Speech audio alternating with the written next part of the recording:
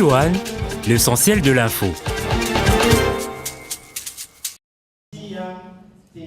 Les populations congolaises vivant dans les zones de conflit peuvent se réjouir d'avoir les avocats capables de défendre leur cause. 14 étudiants venus de 7 universités du pays viennent de passer le concours national des plaidoiries en droit international humanitaire, dont la clôture est intervenue ce mercredi. Les participants ont joué le rôle de conseillers juridiques et avocats de la République fictive de Wudji-Wudji. Des connaissances à ne pas ranger dans les placards. Ne rangez pas trop vite le Wudji-Wudji dans vos archives personnelles. En effet, conservez vivants en vous les enjeux qui vous ont animé ces quelques jours vous rendra l'apprentissage et la pratique du DIH plus concrète. Loin du Wudji-Wudji, plus près de vous, des victimes des conflits armés continuent d'aspirer à un meilleur respect du DIH. Sans surprise, le lauréat issu de l'université de Kinshasa n'a pas caché sa gratitude. Il faudra remercier les organisateurs, le CICR particulièrement, pour cette initiative combien louable. Vous savez, le droit international humanitaire, c'est une discipline du droit qui n'est pas du tout connue.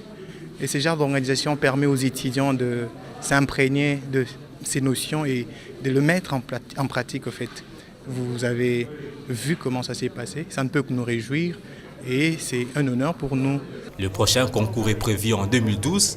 En attendant, les lauréats devront représenter la RDC au concours régional des plaidoiries en 2011 en Côte d'Ivoire. La situation macroéconomique a été marquée par la stabilité sur les principaux marchés après des légères perturbations observées vers la fin du mois de septembre.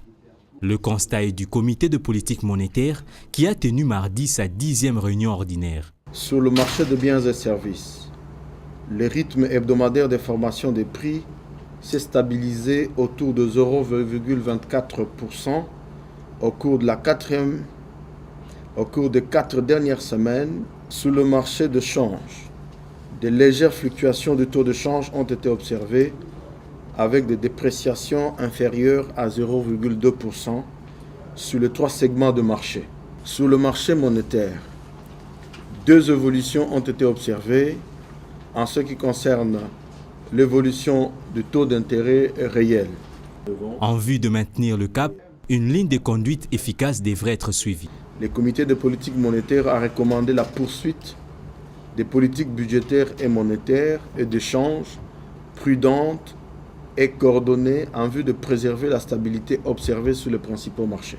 En ce qui concerne la politique monétaire, les taux directeurs et le coefficient des réserves obligatoires sont maintenus respectivement à 22% et à 7%. Les achats de devises ne pourraient être envisagés qu'en cas de risque de non-réalisation du critère du programme économique du gouvernement. Un logement décent exige entre autres le respect de certaines normes techniques. La RDC veut s'y conformer, voilà qui justifie la signature d'un protocole d'accord entre le ministre congolais de l'Urbanisme et Habitat et son homologue tunisien en vue de renforcer les échanges d'expertise pour la promotion immobilière et les échanges des matériaux de construction et d'équipements sanitaires entre les deux pays. C'était à l'issue d'une séance de travail qui a réuni les délégations des deux pays lors du séjour de César Lubomba en Tunisie. D'autres séances de travail se sont déroulées avec la Banque de l'Habitat, la Société nationale immobilière de Tunisie et l'Union tunisienne de l'industrie, du commerce et de l'artisanat.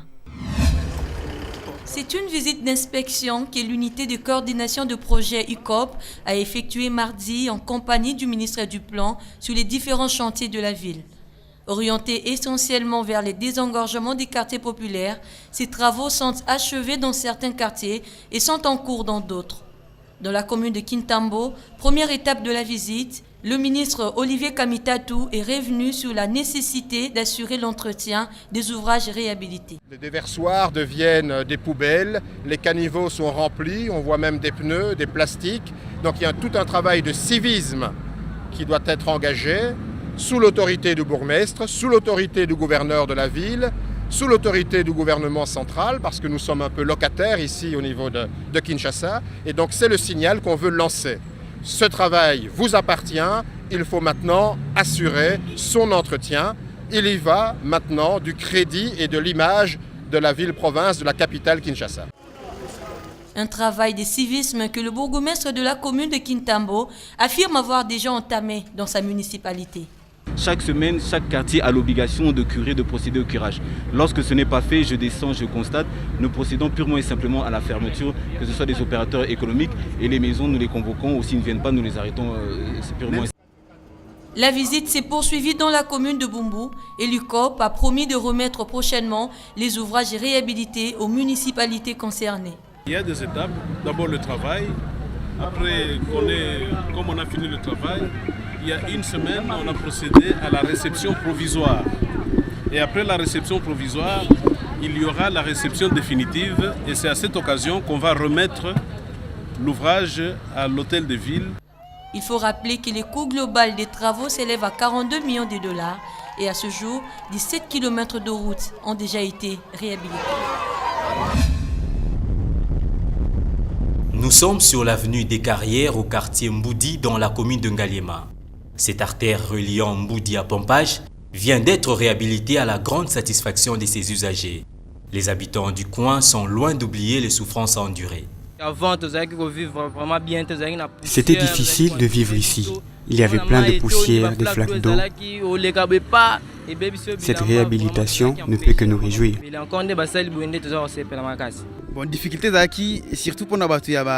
Les voitures ne savaient plus rouler à cause de l'impraticabilité de la route. On avait aussi des problèmes d'eau. Les transports étaient difficiles et les chauffeurs préféraient garer les bonnes voitures. Mais la réhabilitation de cette route a fait quelques victimes. Un monsieur a loba la population que nous avons détruit car un monsieur était venu nous le demander. L'État ne peut-il pas penser à nous qui avons enlevé nos tôles ou détruit nos maisons? Cependant, quelques travaux restent à faire. Pour le moment, l'entreprise chinoise s'attelle à la construction des caniveaux. La République démocratique du Congo a pris part au 5e championnat du monde de taekwondo Pumse, une variante de cette discipline essentiellement consacrée au kata. À Tashkent, capitale de l'Ouzbékistan, où s'est tenu ces meetings, les léopards taekwondo in de la RDC ont terminé 2e révélation mondiale après les Philippines pour avoir accédé au 8e de finale.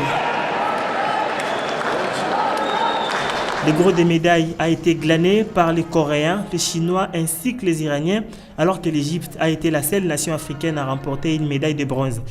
Dans l'optique de remettre à niveau les athlètes congolais, les officiels ayant accompagné les léopards ont arraché du docteur Xu Wongshu, président de la Fédération internationale de taekwondo, l'envoi très prochaine à Kinshasa des 4 experts coréens.